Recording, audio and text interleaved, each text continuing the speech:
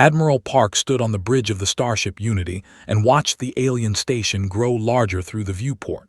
Prime was massive. It floated in the darkness of space like a silver wheel, spinning slowly against the stars.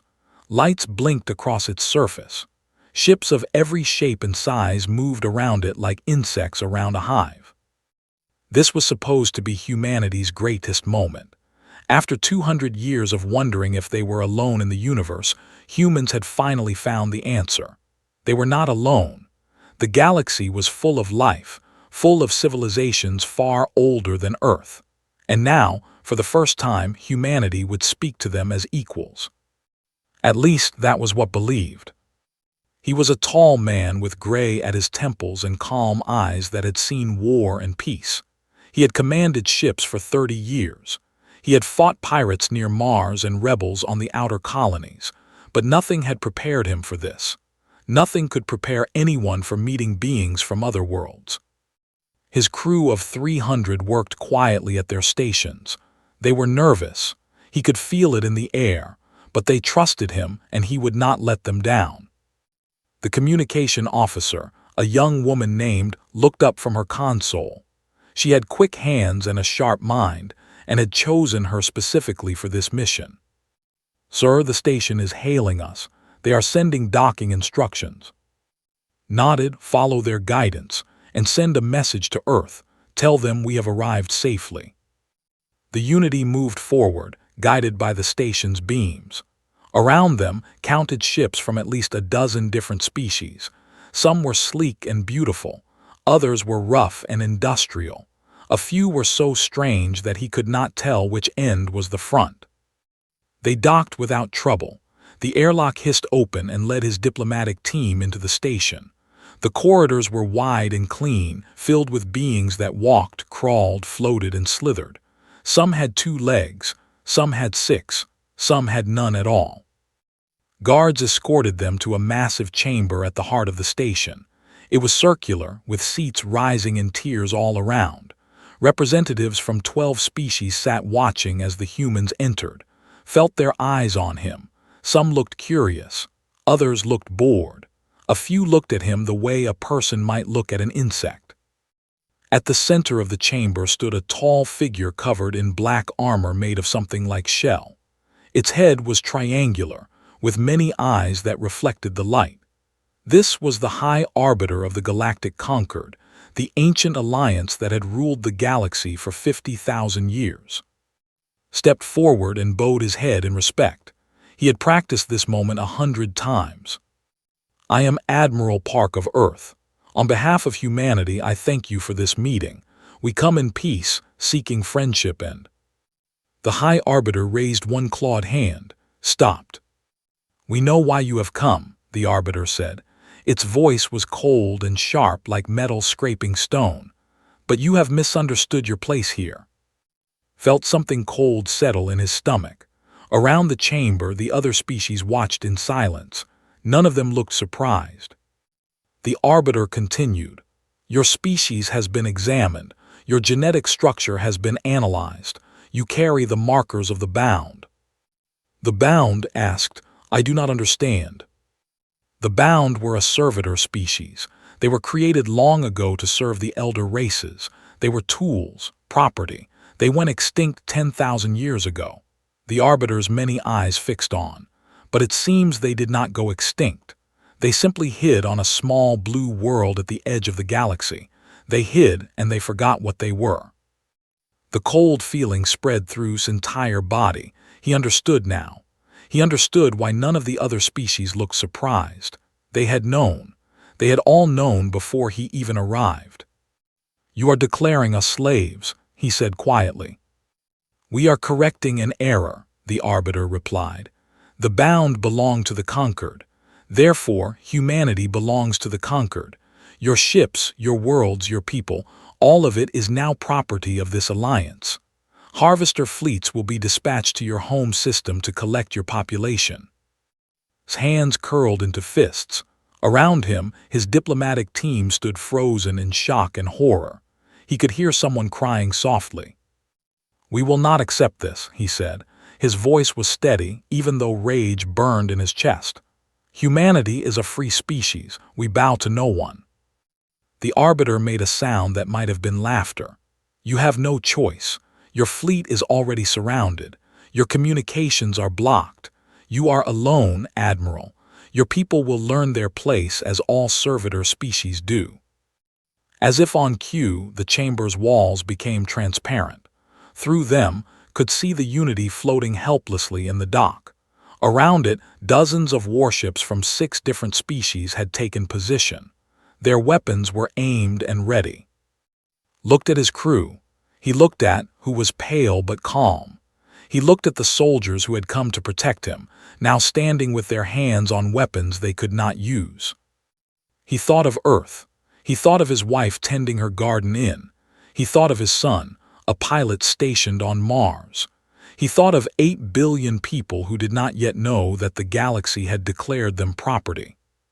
Take them, the arbiter commanded. Guards moved in. His team was seized, their weapons taken. They were led away like cattle, through corridors that suddenly felt like the halls of a prison. But as they walked, caught eye. She touched her collar briefly, a tiny movement almost invisible, he understood. She had hidden a communication device. Small, weak, but functional. They would find a way to warn Earth. Far away on the moon, Lieutenant Commander sat at her station in the lunar relay. Her job was to monitor deep space communications. Most days were boring. Ships sent routine reports. Satellites pinged their locations. Nothing exciting ever happened. But today her console lit up with a burst of static. Something was coming through from the direction of Prime. It was fragmented, broken, barely readable, but was good at her job. She began piecing it together. What she found made her blood run cold. She ran to General's office without stopping to explain. The old general looked up from his desk as she burst through the door, protocol forgotten. "General," she gasped, "the first contact fleet. They've been captured, the aliens. They're calling us slaves. They're sending ships to harvest Earth." Stared at her for a long moment. Then he stood, his old bones creaking, and walked to his window. Outside, the Earth hung in the black sky, blue and beautiful and fragile. "How long?" he asked. 72 hours, maybe less." Was silent. When he spoke again, his voice was hard as iron. "Then we have 72 hours to show the galaxy what happens when you try to put chains on humanity. Get me the Defense Council, all of them, now." The hunt was coming, but the prey had teeth. The Dominion had enslaved 47 species across the galaxy. Their ships were feared in every system. Their soldiers were bred for cruelty. When they offered to lead the harvest of Earth, the other conquered races were happy to let them. Fleet Commander stood on the bridge of his flagship and watched the yellow star grow larger on his screens. This was the human sun, such a small, dim thing, and somewhere near it waited 8 billion new slaves. He expected no real resistance.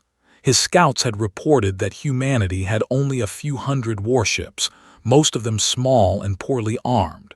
Their technology was primitive. They had only discovered faster-than-light travel a few decades ago.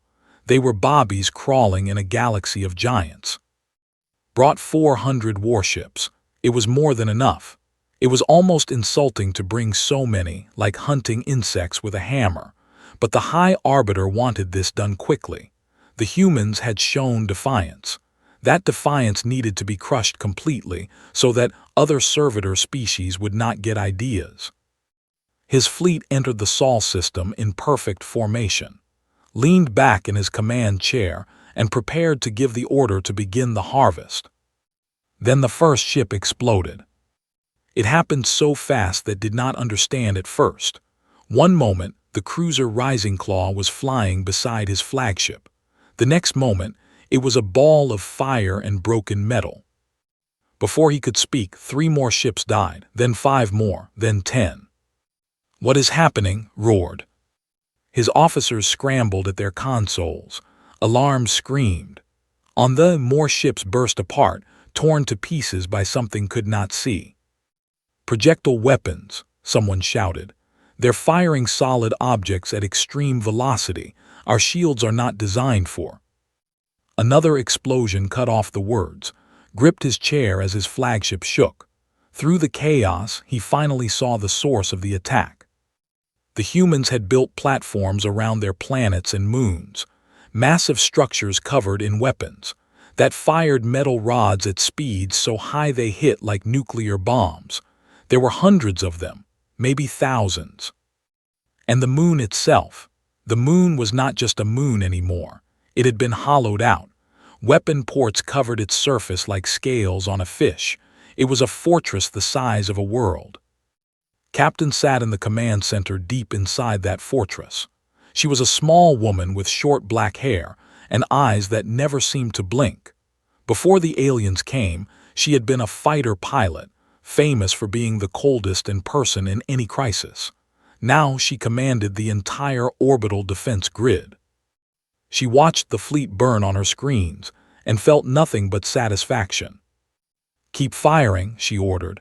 "Do not let a single ship reach Earth." Her crew obeyed. The thundered in silence, sending death across the void. Each shot was calculated perfectly. Each impact was devastating. They tried to fight back. Their energy weapons lashed out at the platforms, destroying some of them. Their fighters launched in swarms, trying to get close enough to attack. But humanity had prepared for this moment for 100 years. Project Ironclad had been born from fear. Fear that something might come from the stars. Fear that humanity might be alone in a hostile universe. Governments had poured trillions into building defenses that they hoped would never be needed. They had placed weapons on every rock, every moon, every piece of floating debris in the solar system. Now that preparation paid for itself in blood. The battle lasted 9 days. 9 days of constant fighting. 9 days of ships dying and stations burning and people screaming as the vacuum took them. Humanity lost millions. Soldiers, civilians, entire colonies on the outer planets. They were brutal. When they realized they were losing, they targeted cities instead of military bases. They bombed anything they could reach, trying to cause as much pain as possible. But in the end, every single ship was destroyed. Fleet Commander died when his flagship was torn in half by a round the size of a building. His last thought was that this should not have been possible. These were supposed to be slaves. Across the galaxy, the conquered received the news in shock. 400 warships gone. The Dominion's entire battle fleet wiped out by primitives. It was unthinkable. It was terrifying. On Prime, Admiral Park heard the news in his prison cell. The guards were whispering about it, about how the humans had somehow won, about how the conquered was preparing an even larger fleet. Knew this was just the beginning. The conquered would not stop. They would send more ships, more soldiers, more weapons until humanity was crushed, unless someone stopped them. He found in the workyard, pretending to repair a broken machine. Her hands were bruised from labor, but her eyes were bright. "The communication device," he whispered, "can it still transmit?" She nodded. "One burst, short range. But if we can get to the communication tower, I can boost it enough to reach human space." Looked around at the other prisoners. There were almost 300 humans here, all captured from his fleet. They were weak, tired, beaten. But when they looked at him, he saw something in their eyes. Hope, trust. He had an idea, a terrible idea, but it was the only way. That night they moved. Had spent weeks studying the guards, learning their patterns, finding the weak points. He shared his plan with his most trusted officers. They spread the word in whispers and glances. When the lights dimmed for the night cycle, the humans attacked. They had no weapons, so they used their hands. They used tools stolen from the workyards. They used anything they could find. The guards were caught completely by surprise. They never imagined that slaves would fight back. The prisoners fought their way through the station, leaving bodies behind them. Not all the bodies were alien. Many humans fell, but they kept pushing forward. reached the communication tower with blood on her face and fire in her heart. Her fingers flew across the alien controls, hacking, bypassing, boosting the signal. "I need 2 minutes," she shouted. Stood at the door with a stolen weapon in his hands. Enemy soldiers were coming. He could hear their footsteps, their strange clicking voices. "You'll have them," he said. The first wave of guards came around the corner, fired and kept firing and did not stop until his weapon was empty. Then he used it as a club. When it broke, he used his fists. Worked desperately behind him. She was sending everything: the locations of conquered shipyards, the positions of their fleets, the codes to their defense systems, every secret the prisoners had learned in their weeks of captivity. "It's done," she screamed. A guard's blade found his chest. He fell, blood pouring from the wound, but he was smiling. He was smiling because the transmission was sent, because Earth would know, because humanity would have a chance. Knelt beside him as more guards flooded the room. She knew there was no escape. She knew they would both die here. "Sir," she whispered, "what should I tell them when I see them again?" His eyes were fading, but his voice was clear. "Tell them they wanted slaves, give them war." He died with those words on his lips, held his hand until the guards pulled her away. Back on Earth, General received the transmission in his command center. He read the intelligence reports. He studied the maps. He looked at the last words of Admiral Park. Then he stood before the Unified Council and told them what needed to be done. "We defended our home," he said. "Now it is time to take the fight to them. They wanted to harvest us. We will burn their fields instead." The council voted unanimously for war. Total war. Humanity was done hiding. The fury was awake. 6 months after the Battle of Saul, humanity struck back. They called it Operation Burning Sky. 12 attacks on 12 targets across 4 star systems. Shipyards, weapons factories, military bases, everything the conquered needed to build another invasion fleet. Commander Shin Minyu led the assault on the. He was not a man who smiled. Before the war, people had called him cold, distant, too focused on tactics and strategy to care about people. But those who served under him knew the truth. Minyu cared deeply. He cared so much that he had learned to hide it behind a wall of ice. That wall had grown thicker since Seoul. They had bombed the city during their retreat from Seoul. 3 million people had died in minutes. Among them were Minyu's wife and 2 young daughters. He had been in orbit when it happened, fighting to protect them. He had watched the flash of light on his screen and known that everything he loved was gone. Now his fleet dropped out of faster-than-light travel above the capital. The planet was called Throne of Scales. It was a harsh world of red deserts and volcanic mountains. 20 billion lived there. They had built their civilization on conquest and cruelty. They believed they were the strongest species in the galaxy. Minyu was about to prove them wrong. "All ships attack formation," he ordered. His voice was calm and empty like a machine. "Target their orbital defenses first, then the military installations. Nothing military survives." His fleet moved forward. They scrambled to respond, but they were not prepared for this.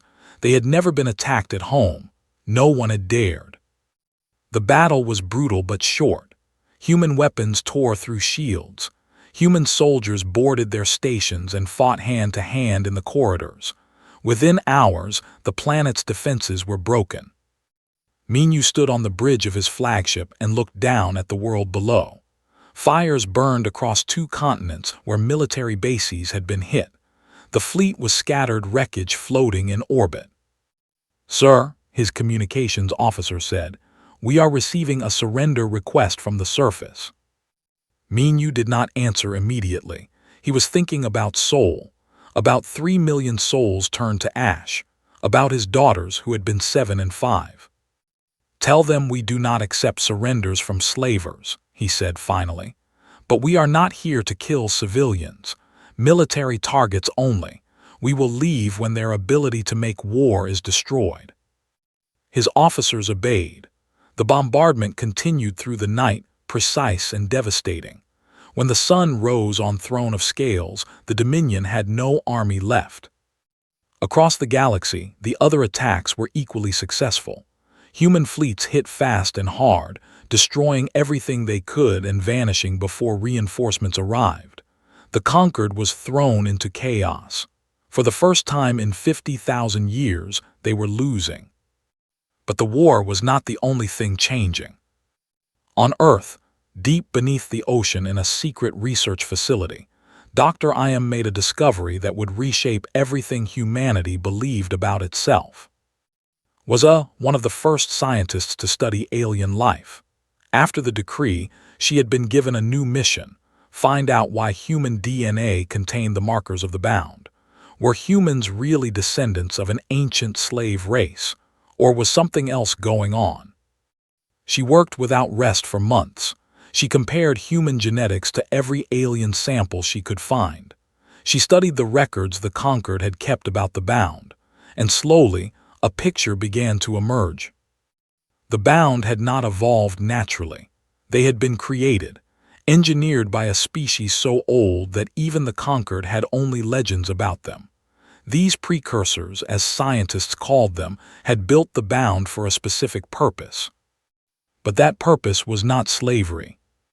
Called an emergency meeting with the Unified Council, she stood before the most powerful people on Earth and told them what she had found. The bound were not slaves, she said. They were weapons. The precursors designed them to fight something so dangerous that they created an entire species just to oppose it. The conquered found the bound after the precursors disappeared and decided to use them as servants, but that was never their purpose. What was their purpose? General asked. Pulled up an image on the screen. It showed a pattern hidden in human DNA, a code that had been waiting for millions of years. We don't know yet, she admitted, but there are coordinates here, a location at the edge of the galaxy. I think the precursors left something there for us to find. The council debated for hours. Some wanted to send a fleet immediately. Others argued they should focus on winning the war first. In the end, they decided to wait, but was given everything she needed to continue her research. Meanwhile, the conquered was growing desperate. The High Arbiter called an emergency session. The losses were mounting. Human fleets appeared without warning, struck with terrifying precision, and disappeared before pursuit was possible. The intelligence from the captured prisoners had given humanity a complete map of conquered weaknesses. Some species wanted to negotiate. A peaceful race that had never supported the decree offered to send an envoy to Earth. Perhaps a truce could be reached. Perhaps this war could end before more civilizations fell. The Arbiter agreed. A diplomat named Witness of Tides was sent to meet with humanity. Lieutenant Commander was chosen as Earth's representative. She had been promoted many times since that night when she first intercepted the warning message. Now she was one of the most respected officers in the fleet, but unlike many of her peers, she still believed in peace. The negotiations took place on a neutral station, and Witness of Tides spoke for days. They discussed terms and conditions. They talked about the future. Slowly, they began to build something that might have been trust. Then the news came. 3 conquered species, the remnants, and the mechanical construct, had launched a surprise attack on human colony worlds. They had not waited for the negotiations to finish. They had struck while humanity's guard was down. A thriving colony of 2 million people, was reduced to rubble in hours. Received the report while sitting across from Witness of Tides. She read the death toll. She saw the images of burning cities and dead children, and something inside her changed forever. I came here believing peace was possible, she said quietly. I was wrong. Witness of Tides lowered its head in shame. I did not know. I swear to you that did not know. I believe you, said, but it does not matter anymore. Tell the conquered this: there will be no negotiation. There will be no mercy. We will end this war on our terms, and those who declared us slaves will answer for every death." She left the station and returned to Earth. When she arrived, she requested transfer to frontline command. Her request was approved. Doctor continued her research, racing to unlock the secrets in human DNA. Commander Minu continued his campaign of destruction, burning a path across conquered space. And who had once hoped for peace, prepared to lead humanity's vengeance. The conquered had awakened something they did not understand, something ancient, something terrible. The fury was just beginning. 2 years into the war, humanity was no longer the prey. They were the hunters. The Terran armada had grown beyond anything the galaxy had ever seen. 10,000 warships moved through the stars, each one carrying crews who had lost family, friends, and homes to conquered cruelty. There was no draft. No one was forced to serve. Every soldier, every pilot, every engineer was a volunteer. They fought because they chose to fight. They fought because surrender meant slavery. Factories on Mars worked day and night, building ships and weapons without pause. The moons of Jupiter had become training grounds for millions of soldiers. On Titan, scientists developed new technologies that made conquered weapons look like toys. Every human who could contribute did. The entire species had become a machine of war. And leading the final assault was Admiral No. She was 34 years old, the youngest fleet commander in human history. She had joined the military as a navigation officer, never expecting to rise so high. But the war had changed everything. Officers died, and those who survived were promoted. Had survived everything the conquered threw at her, and she had learned from every battle. Now she stood on the bridge of the dreadnought Vengeance, flagship of the combined human fleet. Before her, on every screen, she could see her armada stretching across space like a silver river. 8,000 warships, carrying 3 million soldiers, all pointed at the same target. Prime, the capital of the galactic conquered.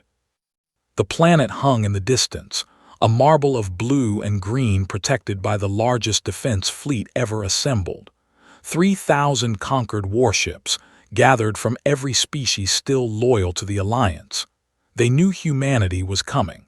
They had gathered everything they had left. It would not be enough. "All ships report status," ordered. Acknowledgements flooded in from every corner of her fleet, weapons hot, shields at full, soldiers ready. "The Prometheus array is in position," her tactical officer reported, "awaiting your command." Nodded. The Prometheus array was humanity's weapon, a network of satellites that could capture energy from a star and focus it into a beam powerful enough to crack a planet's surface. It had never been used in battle. Today would be its first test. But she would give the conquered one chance, just one. "Open a channel to the conquered fleet," she said. The High Arbiter's face appeared on her screen. The same creature who had declared humanity slaves 3 years ago. Its many eyes reflected its image back at her. "Admiral No," the Arbiter said, "you have brought your entire fleet. Do you believe you can win this fight?" "I don't believe," replied. "I know, you have 3,000 ships, I have 8,000. Your species are tired, broken, fighting among themselves. Mine is united in purpose. This battle is already over. The only question is how many of you will die before you accept it." The Arbiter made a clicking sound that might have been contempt. "Humanity is young. You have won battles, but you do not understand war. The conquered has survived for 50,000 years. We will survive you." "Perhaps," said, "but today I'm giving you a choice. Release every human prisoner in conquered space. Renounce the decree of classification. Dissolve the conquered alliance and surrender all military assets to Terran control. Do this, and your people will live." "And if we refuse?" His voice did not change. It remained calm, almost gentle. "Then I will use the weapon behind me to burn your capital to ash. and I will keep burning until there is nothing left of the conquered but dust." The arbiter stared at her for a long moment. Then it laughed, a harsh, scraping sound. "You are bluffing. No species would destroy a planet of billions. You do not have the will." "You declared my people slaves," said. "You killed millions of our children. You bombed our cities and laughed at our pain. Tell me, arbiter, do I look like I am bluffing?" Her eyes were steady, her hands were still. There was no anger on her face, only certainty. "You have 1 hour to decide," she said. "After that, your world burns." The channel closed, returned to her command chair and waited. The hour passed slowly. Her officers worked at their stations, preparing for battle. No one spoke. The weight of what was about to happen pressed down on all of them. 59 minutes passed, then 60. No surrender came. "Admiral," her tactical officer said, "the conquered fleet is moving to attack formation." Had known it would end this way. The conquered was too proud, too arrogant to surrender. They still believed they could win. They still believed humanity was nothing but escaped slaves. They were wrong. "Activate the Prometheus array," she ordered. "Target the military district of Prime. Fire." In space, 100 satellites turned toward the system's star. They drank its light, gathered its fire, and released it in a single terrible beam. The light crossed space in seconds and struck the planet's surface. The military district vanished, just disappeared in a flash of white that could be seen from orbit. Bases, shipyards, command centers, all gone. Millions of soldiers erased in an instant. The conquered fleet froze. On every ship, beings who had never known fear suddenly understood it. "This is your final warning," broadcast. "Surrender, or the next shot hits your population centers." For a moment, nothing happened. Then, one by one, conquered ships began dropping their shields. Weapons powered down. Fighters returned to their bays. The battle was over before it truly began. But not everyone surrendered. A group of warships broke formation and charged at the human fleet. They knew they could not win. They did not care. They would rather die than bow to slaves. The Terran Armada destroyed them without mercy. Within a week, 5 of the 12 conquered species surrendered unconditionally. They renounced the decree. They freed their human prisoners. They begged for peace. 2 species, the and the construct, refused. They launched desperate attacks on human colony worlds, trying to cause as much damage as possible before the end. Humanity responded without hesitation. Prime was sterilized from orbit. The construct's central processing world was reduced to molten slag. Both species ceased to exist. The remaining 5 species scattered. Their empires collapsed into civil wars as different factions blamed each other for the disaster. Some surrendered to humanity. Others fled to the edges of the galaxy, hopping to escape notice. The Galactic Conquered, which had ruled for 50,000 years, was destroyed in 2 weeks. But victory came with a price. Commander Shin Minyu died on the last day of the war. He was leading a ground assault to rescue human prisoners from a construct labor camp.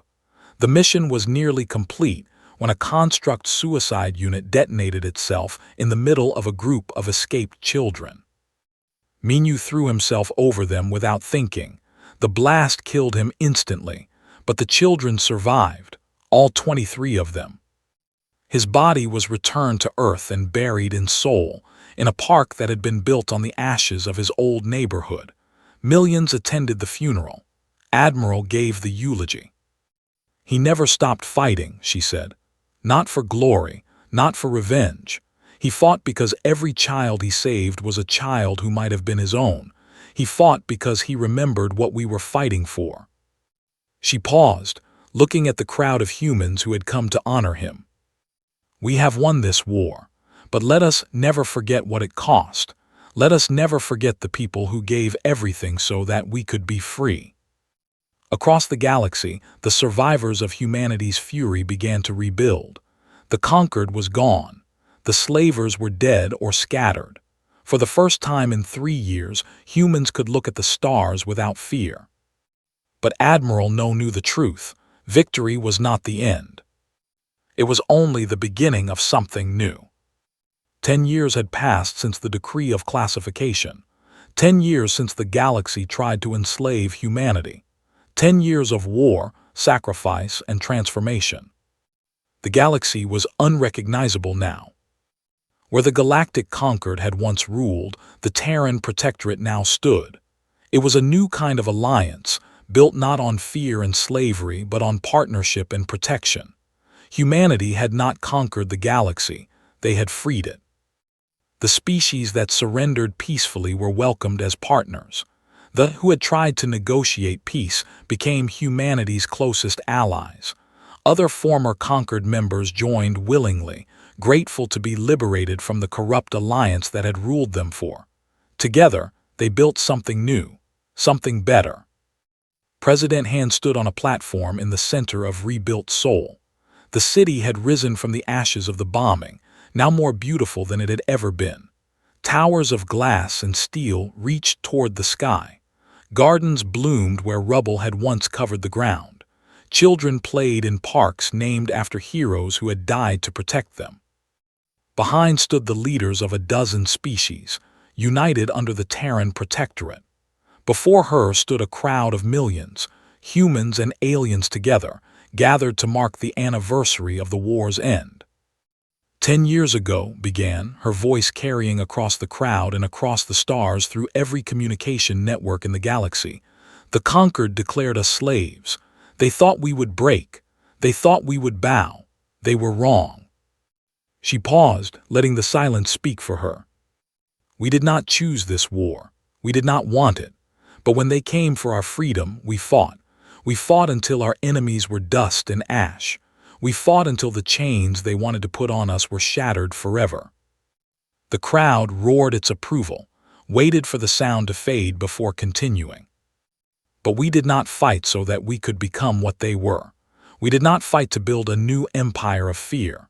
We fought so that no species, human or otherwise, would ever be enslaved again. She gestured to the being standing behind her, a diplomat, an ambassador, one of the few survivors of that species now committed to peace, representatives from a dozen other races. The Terran Protectorate is not humanity ruling the galaxy.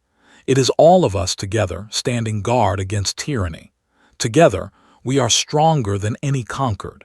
Together, we will build a future where children of every species can grow up free. Beside President stood General. She was older now, her hair touched with gray, her face marked with the weight of command.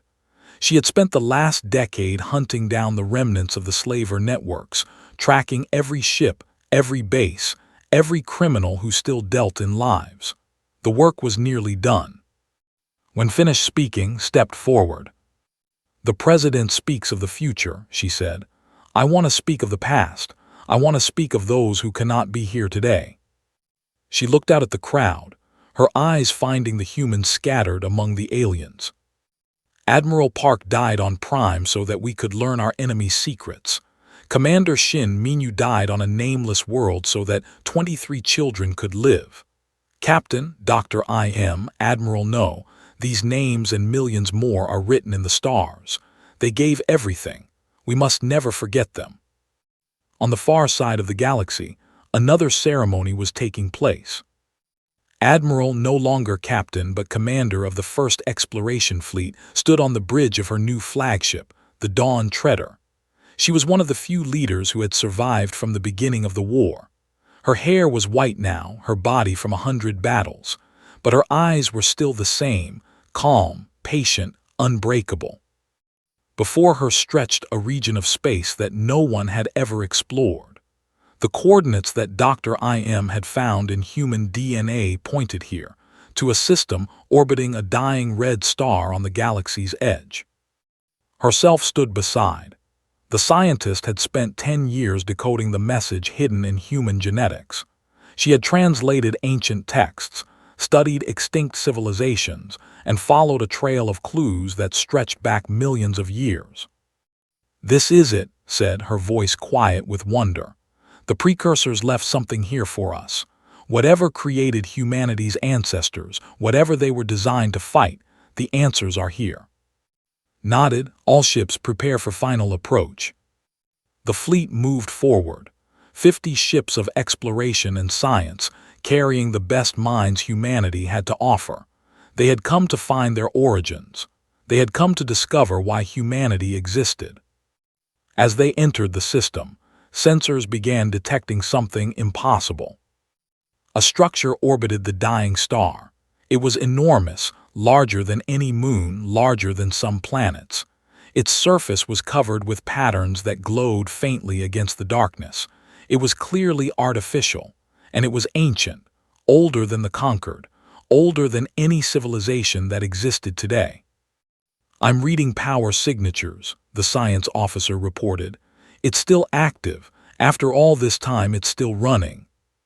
Felt her heart beat faster. This was humanity's birthright. This was the truth they had been searching for. "Take us in," she ordered, carefully.